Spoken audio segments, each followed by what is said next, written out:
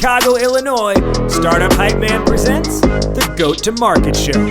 What's up, everyone? I am your host, Raj Nation, the founder and chief pitch artist of Startup Hype Man. This podcast is where we bring you founders, company leaders, and creatives who are building it, who are doing it, who have been there and done that. And they pull back the curtain on their go-to-market strategies so that you can build a venture that you love and become the GOAT of your industry. Want first listen on episodes before anyone else? Subscribe to our newsletter at startuphypeman.com. You will get alerts every Sunday morning when we release new episodes. All right, let's hear how today's guest is becoming the GOAT. Ladies and gentlemen, making her way to the microphone from Washington, D.C., and currently residing in Austin, Texas. She is the GM of innovation at SamCart. Please welcome Olivia Herron. Hi there. Welcome to the show, Olivia. As I mentioned, she is Olivia Herron, GM of innovation at SamCart. What is SamCart? Well, if you do anything in e-commerce, you've probably heard of them before. They are the e-commerce platform for creators, helping digital creators maximize their profits, turning their products and services into digital platforms where they can sell their stuff really any place, anywhere, anytime. SamCart has done a lot since their inception, most recently in 2022, raising an $82 million Series B round. They now have 3 different products, and they total 80,000 customers across their 3 different product lines. There's SamCart Standard, there's Creator U, and there's the recently acquired Drop Deck now as well. And as GM of innovation, Olivia here is essentially the CEO of these last 2 product lines, Creator U and Drop Deck. And Olivia joins us today on the Goat to Market Show season finale episode. So Olivia, once again, welcome to the show. Our topic today is building a sales team from scratch. Why is this on your mind? Why is it important to you? Hi, thank you for having me. I'm thrilled to be here. This is very top of mind after the acquisition of Drop Deck. So we are just paywalled. We just launched about 2.5 months ago, and we're growing, which has been awesome. And we're trying to figure out what kind of our next steps look like in terms of the sales side of the house, and potentially bringing on an AE, potentially exploring kind of more enterprise-based sales or team-based sales, and digging in on all things. We have a lot of customers at Startup Hype Man and just a lot of people in our community who are at that stage where they're trying to figure out what their sales strategy needs to be and how do they stand up a sales team, all that stuff. So this is going to be a highly relevant episode, I know, for a lot of our listeners. We're going to dive entirely into this in just a few moments. But first, let's talk about you and let's learn about Olivia, the person. Now, I mentioned in your introduction, you grew up, born and raised in DC. What's it like to grow up in a district and not a state? Well, besides that we can't participate in federal elections, it was an awesome place to grow up. I grew up right outside of Capitol Hill, so literally within view of the Capitol. And I loved the city. It was a huge, diverse culture. It had lots and lots of different diasporas like in and around town, and I ate a lot of really great food. Did you ever consider a career in politics? No, never. I saw all my friends' parents. A lot of them were diplomats. A lot had political roles. It wasn't something that I was super passionate about. Both of my parents worked for the American Red Cross when I was growing up. Okay. And so I did get to experience that. They did incredible work. And I was always really proud of all the things that they had achieved at the end of the day. So with your parents working for the Red Cross, what's 1 or 2 things that you feel either was directly taught to you or just kind of like trickled down to you that you think you carry with you today? Yeah. So I guess on my dad's side, he would run disaster services for really big events, including Hurricane Andrew. And on his side, I think one of the things that he did just super effectively was organize and train people, like help them really understand the mission, help them really understand what they needed to do, and like kind of get everyone marching in the same order and direction. And On my mom's side, honestly, so she was in fundraising forever and she was really good at it. She actually went back to school much later in life and became a physician's assistant, worked for the Navy for a long time. And on her side, I think I just learned perseverance. I mean, she would decide to go do something and she'd go do it. And it was just incredibly inspiring from my side. So yeah, each of them did really awesome things. And I'm proud to be their kid. Old adult now, I guess. I'm not a kid anymore. Coming into more of like your professional career, you've had a career at a lot of different, key names, Salesforce being one of them, which was, Buddy Media that got acquired by Salesforce. Curelate, you were at Facebook at one point. You've been the head of sales at Facebook/Meta. So a lot of cool things here now, obviously at SamCart. Across this, if you think back to when you were in college and you were like, oh, in my career, I'm going to do this and here's what my days are going to look like versus what your days, whether it's at SamCart now or some of the other roles you've had, how closely tied is what you thought it would be to what it actually is? It's not tied. So I went to a Haverford College, which was an amazing liberal arts school, and you could sort of pursue all kinds of different things. And I went there going in saying I was going to be a biology major. I was going to go to med school. I was going to be a pediatric cardiologist, and ended up studying political science and sociology. I just sort of fell in love with both of them. Actually afterwards went to work for a law firm and was a paralegal. And one of the partners that I supported at the time, shout out to Adam Chase, was going to write me a review or a reference for school. And he said, I don't think you should go to law school. And I was like, what? Just took my LSAT. He's like, you really like to talk too much and you're really great at storytelling and sales and marketing. And I think you really should maybe look at account management. And they got me into my very first startup. So I ended up interviewing and going to a company called Smart Brief, who this law firm represented at the time, and loved it. Who knew? I really liked talking to people on the phone, and kind of the rest was history. So not connected in any way, shape, or form. Did not realize I was going to be in tech. Facebook launched when I was in college. So I got to experience kind of that massive shift in sort of the tech concept of a job. I don't think that was like really prevalent before this, unless you were selling, I guess, hardware. I'm glad I did. That's a great story. And in looking at some of the more recent roles you've had, and even being like head of sales at Meta on their SMB team, as we'll get more into our conversation today around building a sales team, but Meta is a massive organization, right? 10,000 plus employees, I think. How do you do something like from zero, essentially, inside of such a big organization? Yeah. So Meta is 50,000, I think, plus. Is it that much? Okay. It's that big. It's a huge company. And it's funny that you asked that. I got tapped. They posted a job for this role leading what at the time was called the lab. And it was a new kind of innovation team for quickly testing hypotheses around go-to-market for small businesses. So how did we figure out kind of the next wave of what our sales strategy should look like for small businesses? What were the products that we needed to sell? How did we talk about them? How did we approach those conversations? What resources were needed, et cetera? And this had never existed. And I was thinking to myself, man, this is kind of like running a startup within this like huge organization. This should be super fun.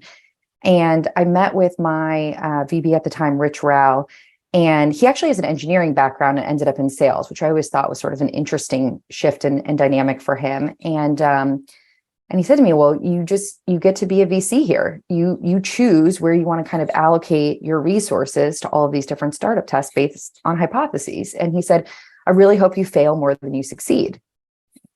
Like, what? What do you mean? And he was like, well, if you're failing all the time, you're taking really big swings. And so I hope you fail 10 times. And the one time you succeed, you absolutely knock it out of the park. And that was really scary.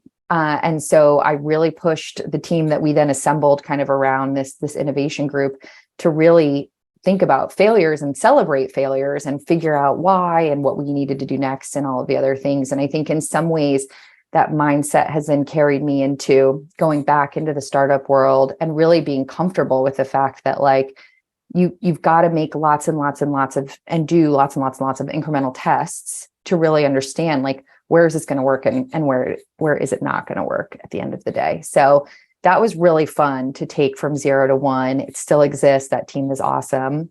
Shout out to the lab, Meta. And I hope that they're still failing all the time, to be honest with you.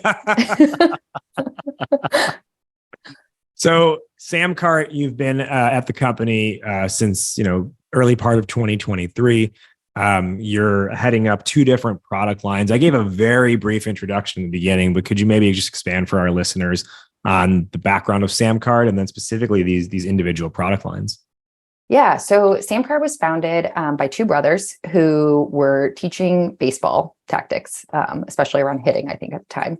And they were selling it via video content, and they could not figure out a good e-commerce platform to do this on. And out of that was born SamCart. And so they decided to try and figure out how to really enable digital sales. So you don't have a product catalog and all these other things. It's really the online sale of a PDF or a video or a subscription to something, et cetera. And out of that, SamCart was born. It's now an incredibly robust tool. You check out anywhere is kind of the big key of it, because at this point in time, having a page building tool doesn't really go that far. Your audience really wants to buy wherever they want to buy. And so being able to distribute that is super awesome and has continued to just explode in terms of adoption and more importantly, enablement of people at the end of the day. And there's about 50 million creators, people who identify creators. And I think that number is growing tremendously every single day as people become side hustlepreneurs or, solopreneurs or, want to just get out of kind of the rat race. And of those, about 47 million of them really haven't sold much. And that was identified about 1.5 years ago. And as a result, Creator U was born. And Creator U is an online platform and set of tools for creators to learn how to become creators. How do you grow your audience? How do you think through developing your content that you're going to sell? How do you know what niche is the right niche? Like, how do you actually sell at the end of the day? And so it's got social dashboards for kind of tracking performance. There's an AI assistant in there to help you think through writing ebooks or video sales pages, et cetera. And it's a tool that's growing every single day and has tons of users, which is really awesome. And then about 7 months ago or so, 8 months ago, our CEO, Justin Smith, I guess was like deep on Reddit somewhere and read about DropDeck and got curious and reached out to these guys. They were based in Europe and said, we really want to kind of in conjunction with teaching people how to become creators, also give them the tools for really making beautiful content that they can in fact sell. And DropDeck was doing just that. And at the time it was just presentations. The idea of being, AI and generative and all this stuff is being thrown around kind of everywhere. But the DropDeck backstory was, 2 engineering and product people who were asked to make decks all the time and hated doing it. It was a lot of work. It was a lot of energy. You would think through what it was going to look like, and it would come out looking like shit, honestly. And it was just really, really hard to cobble your content into templates. And so they built this platform where they could just start typing their ideas and it would generate really beautiful content out of these ideas. And instead of it being a template where you have to kind of go in and try to mash all your stuff into what it already looks like, it actually creates this content for you. And then you can design it, play with it, et cetera. And so Justin saw these guys, reached out.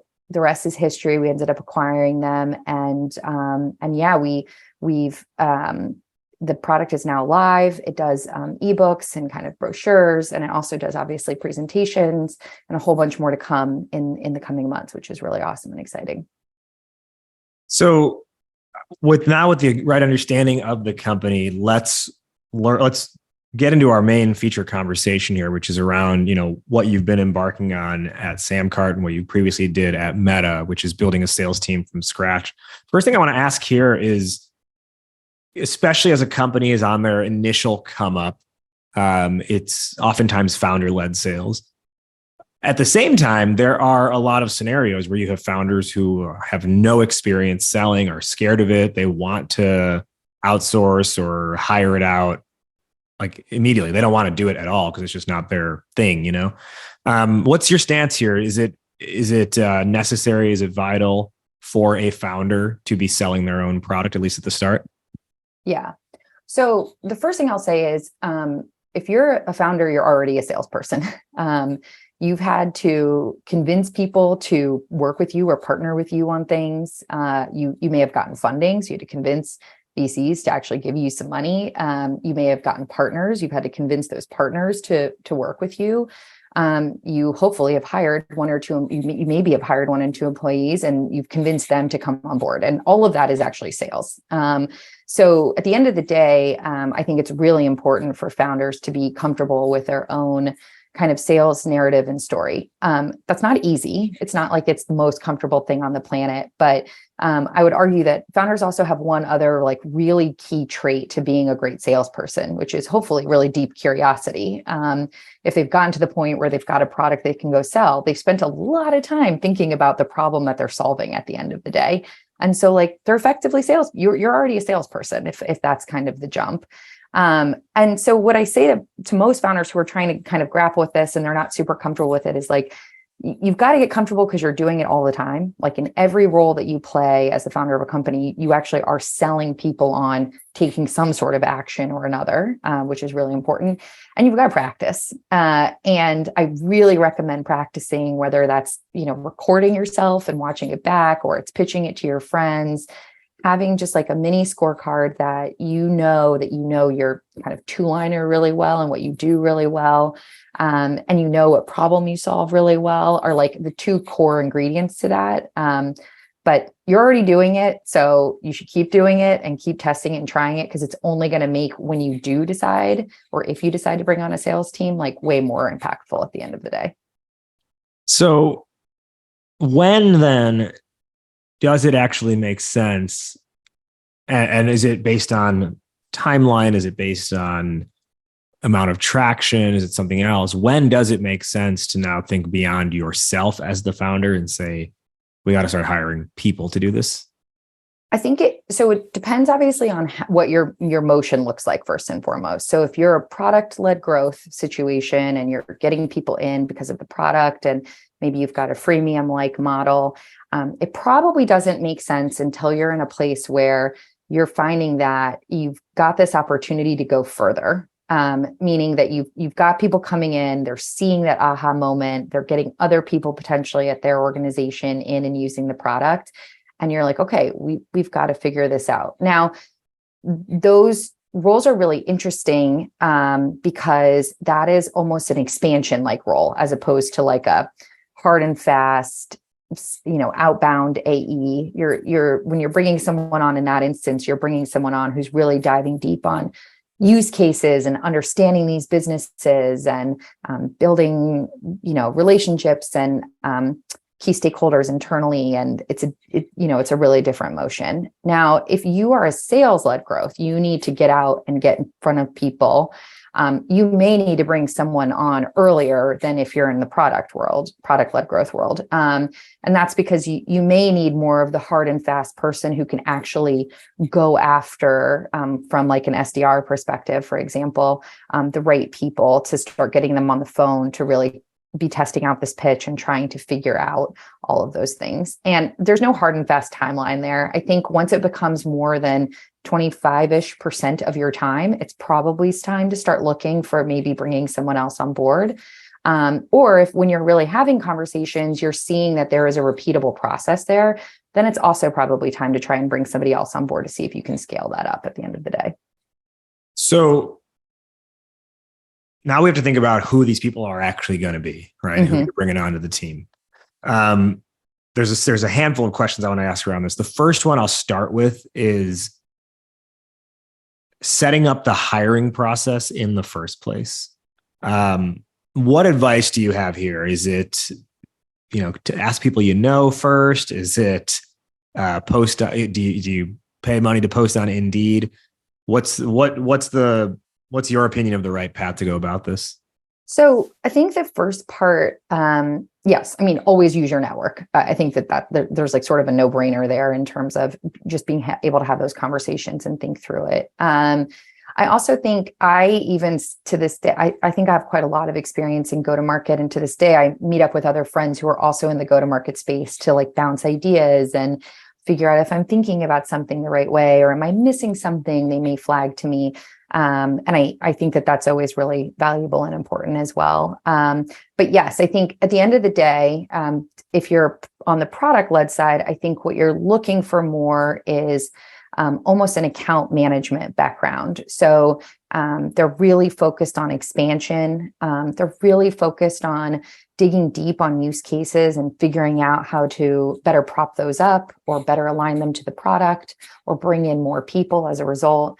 They're really focused on mapping organizations. So you need to know who you need to get to in order for that to become kind of a bigger part of the sales process. And then they're figuring out how to get referrals through that. So, if your friend likes it, they may refer you to the next person, et cetera. And so, I think that can be a sales background. It can be an account management background, but it's somebody who's deeply curious about the customer at the end of the day. And the focus maybe isn't actually on that first contract. The focus is on that huge contract that's coming way down the line where you're continuing to grow and grow and grow. And that expansion base is what you're going after.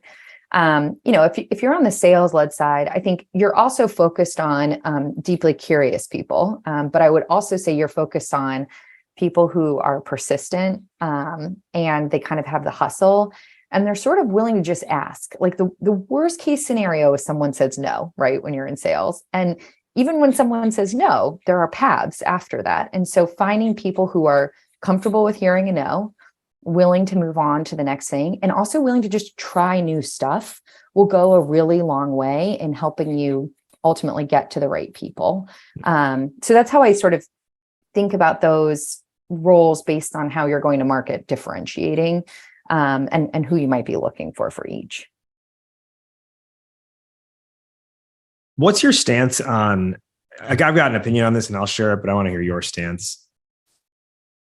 Getting someone who has a big logo attached to their name, meaning like maybe they did sales for Salesforce or for some massive company like Intel, right? A place like that. Where you say, they did it for Intel. They're an A+ player over here. What's your stance on going for that as kind of a lead indicator? I think in most cases, especially when it's a first hire or a very early hire, that you're not going to have any process. You won't have any kind of deeply defined funnel. You won't have any kind of basic forecasting yet. You may have pieces of all of these things, but you're not going to have a lot of them. And you're going to need somebody to come in and help with that. Now, I think having an understanding of some of those processes from other places is really important, but you building that and holding yourself accountable to it is very, very different. And so I think on the whole, I tend to shy away from very early hires having big logos because I don't necessarily think that that's ultimately, those roles are so well defined. They know exactly what to do and when to do it and how, that getting somebody into a world where they have sort of no definition could be really, really challenging at the end of the day. That's not to say that they can't do it. There could be other reasons to bring them in, like they really know deeply about a specific industry and they're showing that hustle or something else, sure. But on the whole, I think that's not where I would start in terms of a first hire. I share that same belief. That person is likely really strong at executing on a designed playbook. Yep. But their figure out ability quotient, if you will, is quite low. And they will not only not know what to do, but also get quite frustrated the second they're like, hey, I need a case study for this. And you're like, we don't have that. Yeah, that definitely happens. And, it's interesting that you say that, because one question that I like to ask during interviews is what do you do when you hear no? I'm just curious always, like, what do you do when you hear no? What's your next move?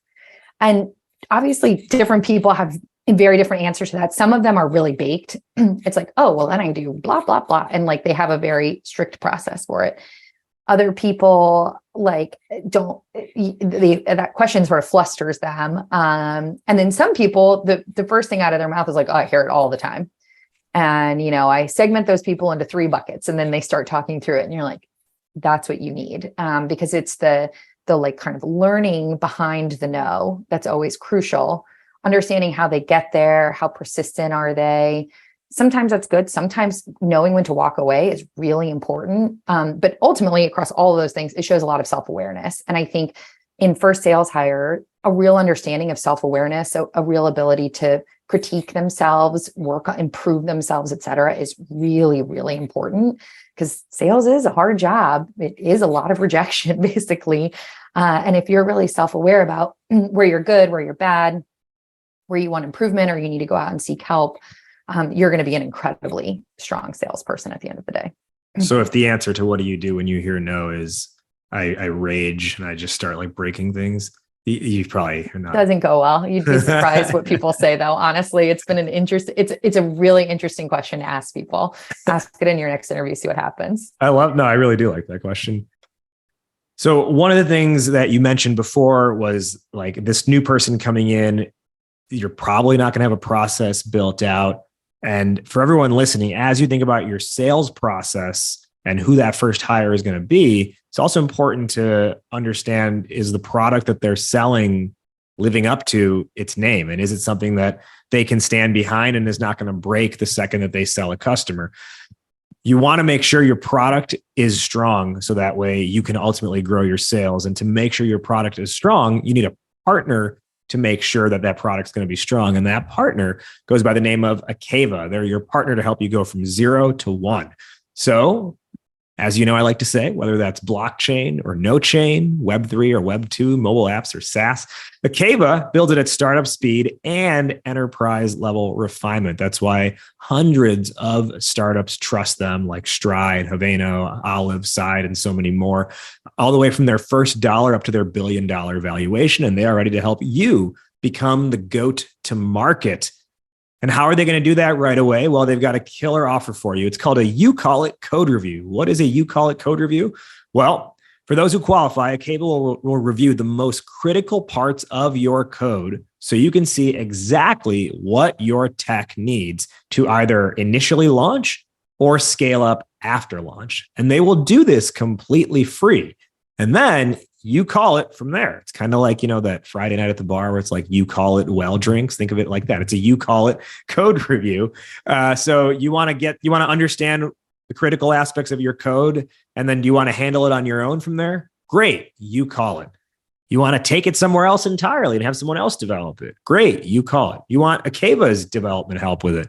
You call it. You call the shots here. It's a You Call It code review. I don't think anyone else offers that. And that's why from day one, they're such a strong partner to have. We refer startups to them all the time, and they have saved several from potential doomsday scenarios with code they were using that was offshore developed and was quite hollow. And they were building things on a house of cards without realizing it. So Akava is there to help make sure that doesn't happen to you.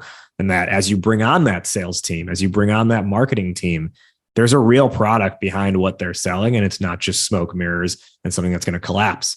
Ready to see if you qualify for a You Call It code review? Just head to akava.io. That's akava.io, akava.io, and tell them Startup Hype Man sent you.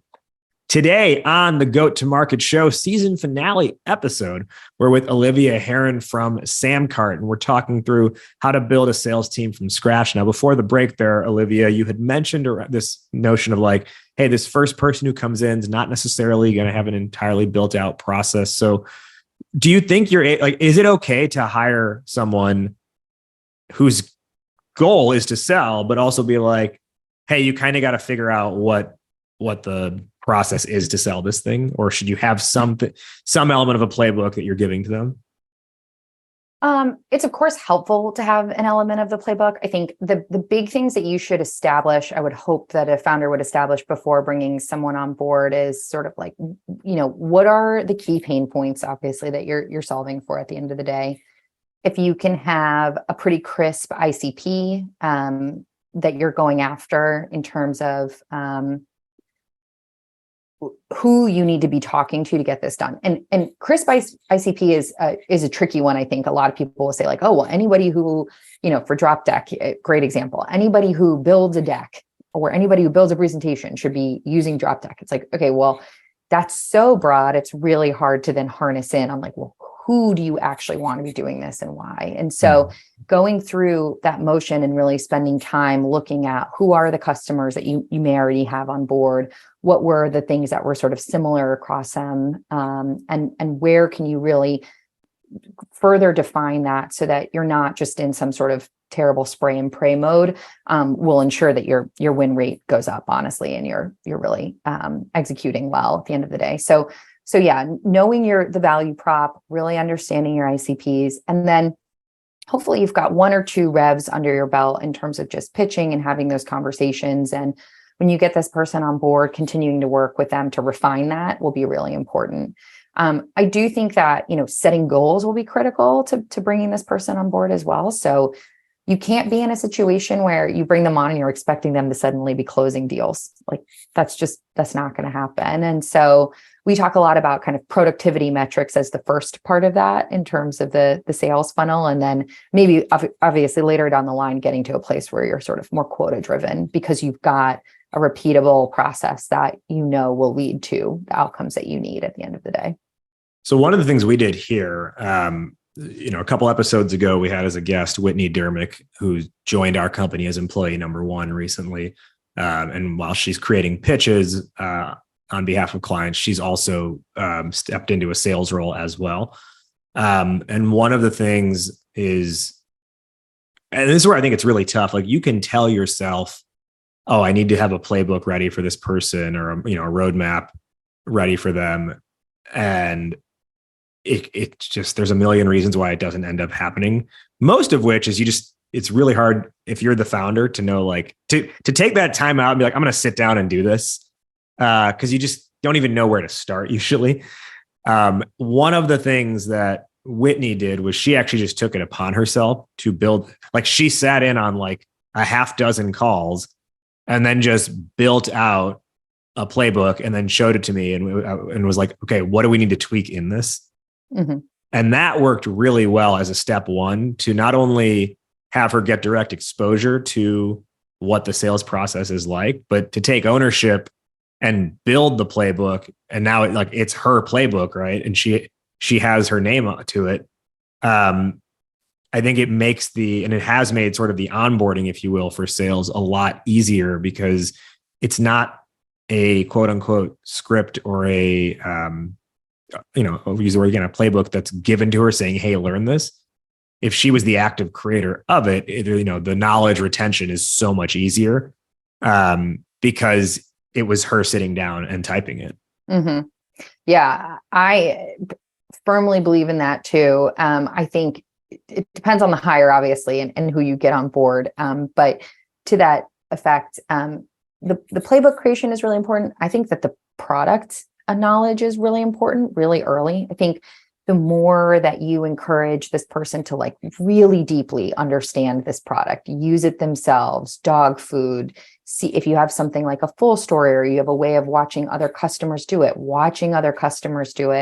because to that point, you're internalizing the problems that you're solving for them. And then you can speak to it like a human, not like, an enterprise sales robot. Like you can say like, oh, I tried to create this deck the other day. It was awful. Here's how I actually did this, in drop deck or whatever the case may be. And that becomes so much more real. And I tell founders this too. I mean, like, I think at the end of the day, like you're a human and it's okay to be a human. And so to the question or like way earlier about, getting into the sales cycle when you don't feel like a salesperson, tell your founder story. There's a reason why you did this. It's a lot of work to be a founder. You don't just like fall into that. You make a conscious commitment to like being a founder at the end of the day. And like, telling that story will resonate with the people it's supposed to resonate with. And it means that you've found the right ICP and you can really be curious and dig into their problems. And that's a whole world that I think people struggle with. And so I totally agree to your ownership comment, like being able to tell stories in your own words, using your own narrative because it's impacting you is way easier than attempting to, follow a script at the end of the day, and more authentic. Mm-hmm. And so let me potentially combat this a little bit in that I think product knowledge is important. I would almost make the case, though, that if you educate them more or they get educated about it on their own, but if there's more emphasis on the market problem or problem set, that's more important than knowing everything about the product. Agree, disagree? It's more important. I'm not sure I would agree that it's more. I guess what I would say is it's equally, and you could say maybe which one comes first. So to your comment, like I do think that really deeply understanding the industry and really being able to drive discovery is really important. And to your point, you can only do that if you actually understand the industry or the problem sets, et cetera. And then the product knowledge can and should follow, but also you definitely want to be in a situation where you can answer questions. And I don't mean that. And like, of course, if you don't know something, you can say, let me get back to you on that. And that's okay. But I do think you want to also establish yourself as an authority in that process. And that authority should come with your product in mind, obviously. And if you don't know the pieces of that, that can be problematic too. So I think early conversation, the product knowledge can come like over time as you learn it better, et cetera, like it will definitely come. And especially when you're an early company, your early salespeople are going to know everything about your product because they've had a long, long time with it, which is awesome. And yes, you're right. Industry knowledge and really digging into those discovery questions is incredibly important in those early conversations too. Let's hit on the aspect of goals you mentioned before, right? When it's a founder selling, I mean, generally like what revenue numbers you're trying to hit, but you're not necessarily, and most likely, you don't have yourself on a quota. Yeah. You don't, if it's a down month, you don't put yourself on a pip, if you will. How do you even figure out what goals to set, like what category of metric, KPIs, et cetera, when you bring in this first person to be like, this is an accurate way of grading performance? Yeah. So again, it's always going to vary, product led versus sales led, for example. And so on the sales led side, I think it's relatively straightforward. You're looking at productivity from a true kind of outbounding perspective, usually, where you're thinking through, okay, who do I need to go after? How frequently am I touching them? What are those conversations looking like? Are these value props resonating? Are you getting people on the phone at the end of the day? And what's that looking like? And you're again looking for commonalities in all of these conversations and starting to get to a place where you've got a repeatable process at hand, right? Like, oh, this worked this time. Can we do this again? It didn't work that time, but it was this one step that didn't work. Okay, let's do this again and change that one step. And you're kind of marching in that direction. And so usually productivity focused, very outbound focused on the sales led side of the KPIs. And so it's just like, and this can be really basic, like how many conversations are you having a week? Like it doesn't have to be how many emails did you send? It can literally be how many times did you get someone on a call, for example, like what did those calls lead to? And then, slowly making your way kind of up a ladder, so to speak, in terms of building out your top of funnel, and then also building out obviously the conversion at the bottom of the funnel. So kind of going up and down, I guess. On the product led side, I've been thinking a lot about this as we onboard someone to Drop Deck, and we're going to look for sort of similar things. So one of the things that we're going to do is really look at getting on the phone with people who've had access to a product for a certain period of time. So you've signed up, we have a free trial situation. You've had access for 4 days. Have you built anything? Like giving them a call and just, again, really being curious and really using that for discovery opportunity. People who have actually converted from the trial, same thing.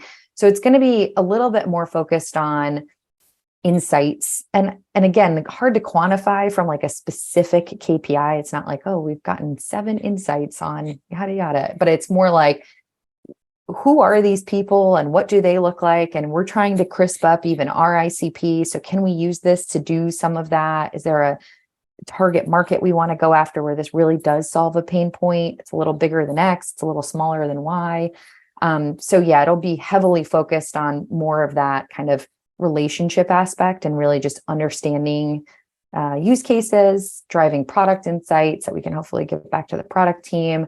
And then same thing, starting to kind of build that pipeline from there on people who are interested in, further expansion of the product and across their team, et cetera.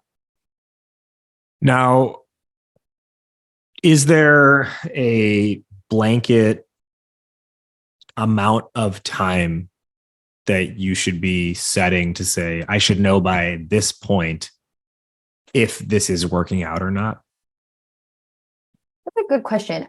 I always think that time constraining something is a good idea. I don't think it's a definitive, I know by this point this has happened or this hasn't happened. I think what it would more be is just like, you should have some tripwires though. Like you've got a couple of tripwires along the way that like. I can tell you're in e-commerce if you use the phrase tripwire.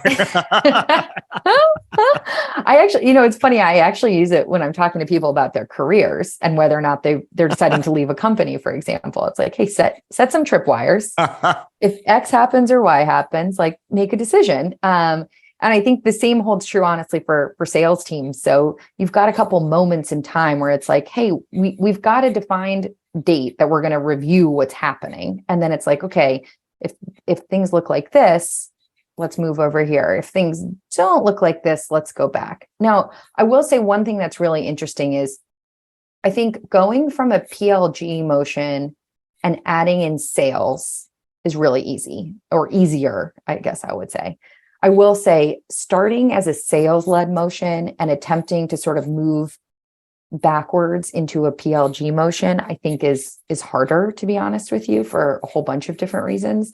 And so I do think like things like, how do you want to be perceived in the market and what do those conversations need to look like, are critical to define upfront. It's why you being the founder and sort of having those conversations, those sales conversations early days is important, because those motions are incredibly different and mixing them is hard, and on both sides, honestly. And I do think going from sales led back to PLG is a lot harder than the other way around. I got 2 more quick questions before we hit our wrap up. One is,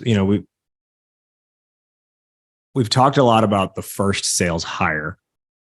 Technically, the title of this episode is around building a sales team from scratch. So after hire number 1, are you looking for that same person in a different body? Or are you looking for more dynamic input?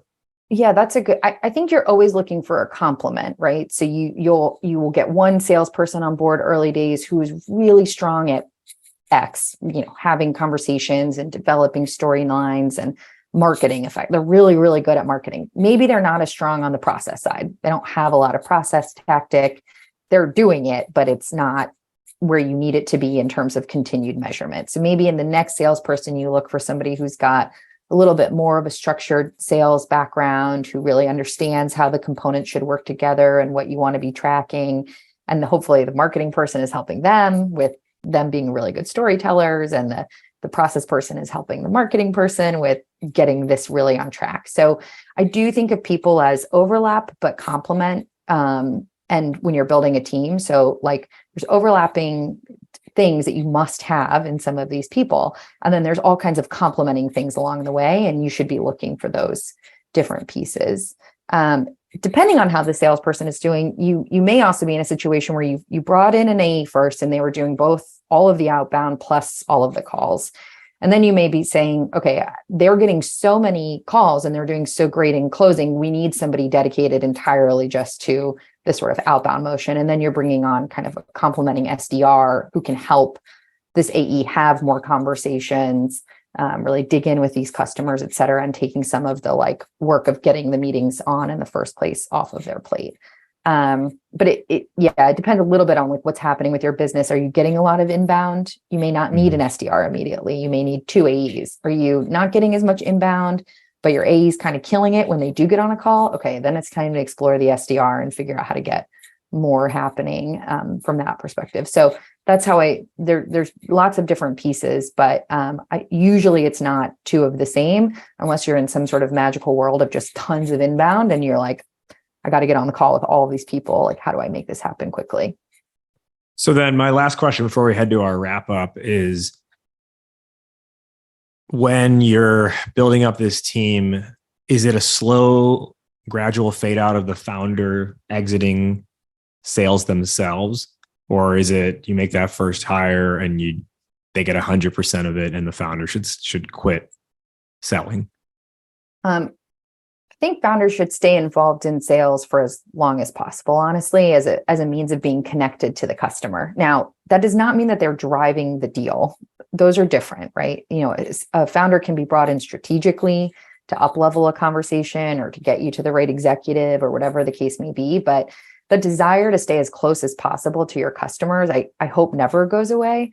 I know Justin Smith, for example, like still takes calls with creators to just figure out what they're doing because it's worth it for him to really deeply understand, the problems that they're facing and what they're going through. I do think that like obviously stepping away and giving them space to execute is really important, but I think that deep tie to like what is happening with the customer, oftentimes which comes through your sales team, is really, really valuable and something you should hold on to while you can and as long as you can, and even when your company is enormous at the end of the day. And even the VPs at Facebook got on calls with small businesses all the time. No question. They wanted to get on calls. They really deeply wanted to understand, were they pitching and selling? No, they were doing kind of the most fundamental thing of sales, which was discovery and really deeply being curious about what was happening and really making it worth their time because they could tie the needs of these customers back to everything we were doing from operations all the way through like the content we were producing at the end of the day to make sure we were relevant and valuable for these people. Let's begin our wrap up. First off, Olivia, where can our listeners find you? Where can they learn more? And where can they learn more about SamCart and DropDeck and all the good stuff? Definitely. You can find me on LinkedIn and you can dig into all things SamCart on samcart.com, dropdeck.com and creatoru.com. Great places to go and just see what's happening. The SamCart blog is particularly awesome, has lots of great content for people who are creators, becoming creators, thinking about how to drive the most from their business at the end of the day. Who is one person who you want to give a shout out to who's been influential in your journey? Man, I think I'll give a shout out to Emery Rosansky. She is now the VP of go-to-market at First Round, but I had the chance to work with her at actually not 1, but 2 different startups in my career. And she's just been an incredibly valuable friend and valuable coworker, and ultimately someone I've learned a ton from. She has great content on the First Round website about, starting go-to-market, questions that she gets from early founders. I would absolutely go check her out. I think she's just got great advice. We'll now do our top 1 or 2 lessons or takeaways for the listeners based on the discussion today. I'll go first, then I'll toss it over to you. The topic today was building a sales team from scratch. We covered a lot of ground. One thing I want to make sure people don't forget coming out of this is the interview question you mentioned. So when hiring for a sales role, ask in the interview, what do you do when you hear no? Olivia, top 1 or 2 lessons or takeaways for the listeners. I think my first sort of lesson or takeaway is like, don't be afraid of sales. You're doing it all the time. And one of the reasons that you become a founder is because you're deeply curious. Like, lean in hard to being curious when you're on the phone with your customers, and lean in hard to the impact of the problems that they're flagging to you so that you can quantify those and really show how your product will work for them at the end of the day and the impact your product actually will have on those things. So that's one big thing. And the other one is just thinking through defining who you need on your team. So if you're on the PLG side, thinking through kind of that account management role and the qualities that or attributes that come with those types of people versus this like kind of hard outbound selling motion and the attributes and qualities that may come with that, people. And really understanding how you want to go to market will really help you get the right hire the first time to execute against kind of what that vision will look like at the end of the day. My final question, which is how we end every episode on this show. Fill in the blank, Olivia. Entrepreneurship is blank. Entrepreneurship is a 1,000-piece jigsaw puzzle. You're going to get it eventually. It's just going to take you a while to fit all those pieces together. 1,000-piece. We haven't gotten that one yet. 1,000-piece jigsaw puzzle. I love it. She is Olivia Herron with SamCart. And guess what, everybody? If you're listening to this and you had questions that came up, you're like, oh, I wish he would ask this, or I wish I had a chance to ask her this. You have that opportunity, because coming up the entire first week that this episode airs, Olivia is hopping into Goat to Market Club for an Ask Me Anything. Think of it like the official after party of the podcast. So you got more questions around building a sales team. Olivia is there you can ask her anything. You got questions about why she knew at age 3 she didn't want to go into politics. You can ask her more questions on that. You're going to ask about the American Red Cross. You can ask her anything on that. She's here to help and answer your questions and Ask Me Anything, happening the entire first week that this episode goes live, only inside of Goat to Market Club. That's our online founder community. Joining is easy. Just head to startuphypeman.com/GTM-club, startuphypeman.com/GTM-club. That'll tie a bow and put a pin on this season of the Goat to Market show. Thank you again, Olivia, for joining us on our season finale episode.